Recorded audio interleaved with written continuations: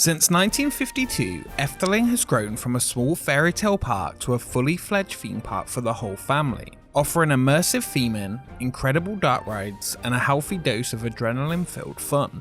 In 1981, they opened Europe's biggest roller coaster, Python. In 2007, a unique water coaster, and in 2010, dueling wooden coasters. In their continued search of excitement and to attract more teenagers looking for thrills in the park, 2015 would see one of the best themed roller coasters in the world open with Baron 1898.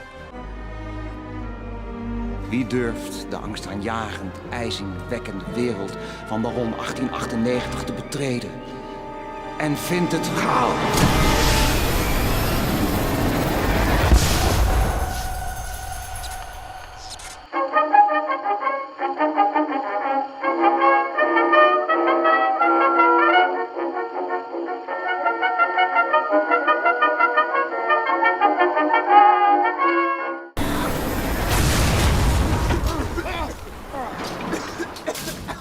Efteling Park had decided it wanted a new thrill ride. Built on an untouched location of land in the middle of the park, it was aimed to become an icon of Efteling with its towering presence. The park decided on a mining theme for its new attraction. During the design phase, the creative team would visit different real mines to bring authentic details into the roller coaster's design. One of which was located in Zollverein, Germany, a huge mining operation that would provide architectural inspiration, bringing in aspects of real mine complexes, including the brickwork, paving, the building structure, and even the atmosphere. Designers also visited the Netherlands Mining Museum in Heerlen, where they would learn about the daily working life of a mine complex. Here they would learn about mining equipment and details that will be used in the ride story and scenes to create an authentic experience. By 2014, groundwork had begun on the new attraction, and a large tunnel began to emerge. Because of the small construction site and the short schedule, with the harsh winter quickly approaching, new techniques had to be used to make the mine shaft. Mixing the earth from the site with mortar, the forms were formed.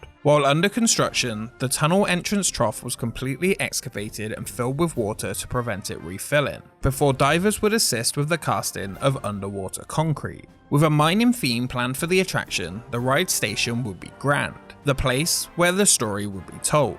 The main hub for the miners with multiple rooms inside. Efteling wanted to avoid building just one large warehouse-looking building. It would have to have depth and character, consisting of around 300,000 bricks.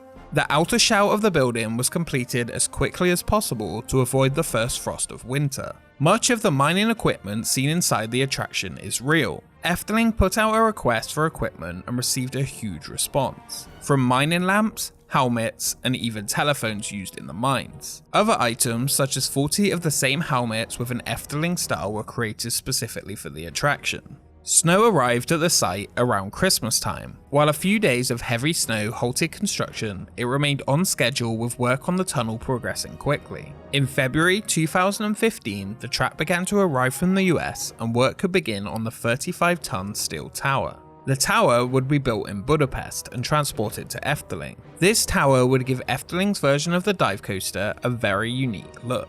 It would be B&M's 9th dive coaster in the world. Rather than focusing on intense thrills like SheiKra, this time the focus will be on the story while providing Efteling level excitement. To try and learn more about the dive coaster and its operations, the project team would visit another B&M dive coaster that had opened 4 years earlier, Crake at Heidi Park. One of the aspects they wanted to see was how the motor looked, since they would be placing it and the track into an already built station. 6 months after construction had begun, the highest point of the ride was in place. Many companies from around the world had come together to create one of the most uniquely themed roller coasters in the world.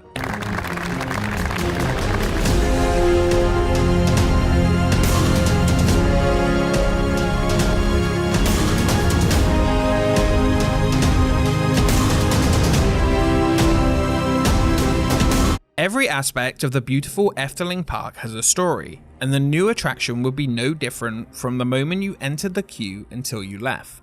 In 1893, the wealthy Gustav Hoogmoed sat in an inn. The man, who had travelled to many places in the world, was waiting to catch a ship to South America where his love was waiting for him. He only had 2 days to catch his ship, but time was short. A local tells him of a shortcut to reach the area across the boggy moor and through the tall forest. Before the local could even finish his sentence, the inn fell silent.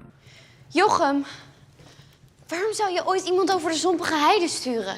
Spirits roam the boggy moor that would drag you into the ground, Witterweeven or white women, who would do anything to protect their land and no longer be alone. The wealthy man just laughed. He convinced the young local to lead the man through the moor until they spotted a cave.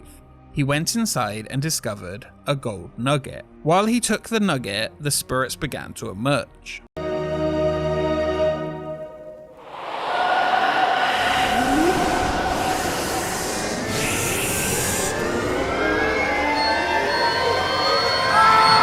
A few years later, now a baron, Hugmund returned to the town. His love had forgotten him, and he returned with plans to build a gold mine. The mine expanded deeper and deeper, and stranger things began to occur. One day, it became infested with hundreds of spiders, while other days, blood would stream from the walls that they were digging. Regardless, the baron was relentless and would not stop until he had all of the gold. In just a few months, he had fully excavated his mine. As the baron entered his new mine, the white woman appeared and its entrance collapsed. The white woman would protect the gold at all costs. The baron, though, would not give up and offered locals half of the gold that they mined for entering back into the mine. Ignoring the curse, the baron offers you, the rider, the chance to enter the terrifying world of Baron 1898 to search for gold. After boarding, riders are attacked by these vengeful spirits. Just before the office explodes, he sends the miners, you, out of the mine and the vehicles ascend. As the train is about to exit the mine, it stops hanging over the top. The Witterweeven can be heard singing in the pit below, and after a few seconds the screams, "You shall not evade my curse, prepare to forfeit your lives," are heard before you fall into the mine below.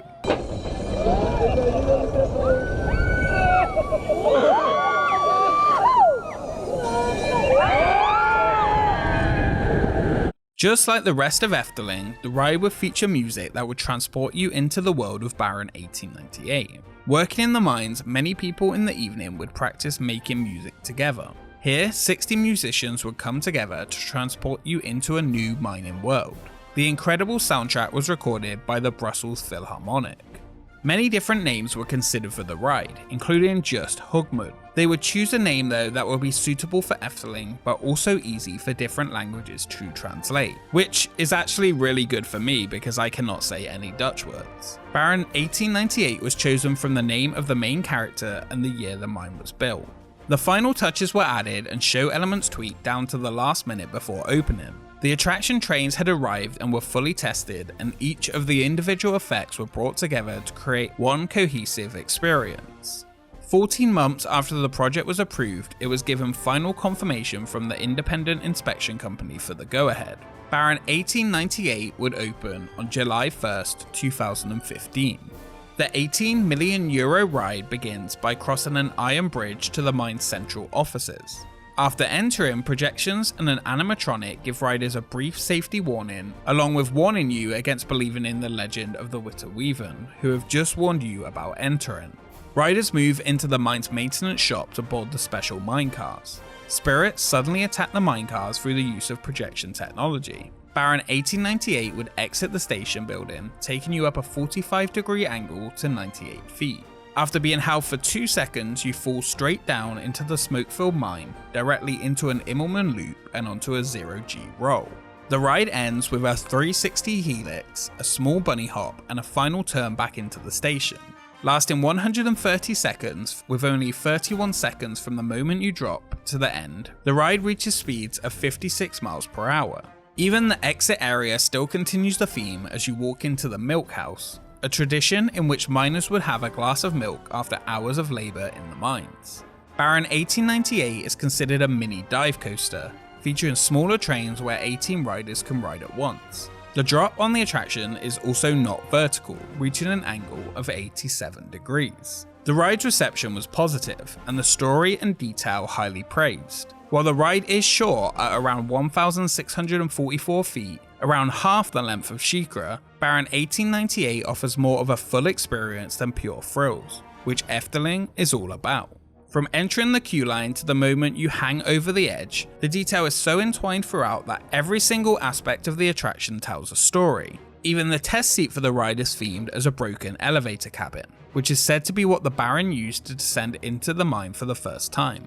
Efteling do an amazing job of telling a story with each aspect of the park and covering the making of new attractions. While it may not be the most thrilling or longest dive coaster in the world, the story and detail put into the attraction makes it something special, and it is arguably the best themed dive coaster in the world by far. Just like the moment the last piece of B&M track was slotted in place, Baron 1898 will be the perfect fit for Efteling.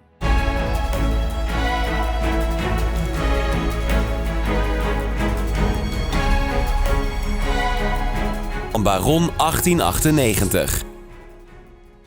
Thank you so much for watching this episode of Expedition Efteling. If you enjoyed it, make sure you subscribe to join the expedition. Follow us on Twitter and Instagram for updates on upcoming episodes, and let us know in the comments below what ride or attraction you would like to see covered next. A special thank you to our Patreons for supporting the channel, and we will see you next time.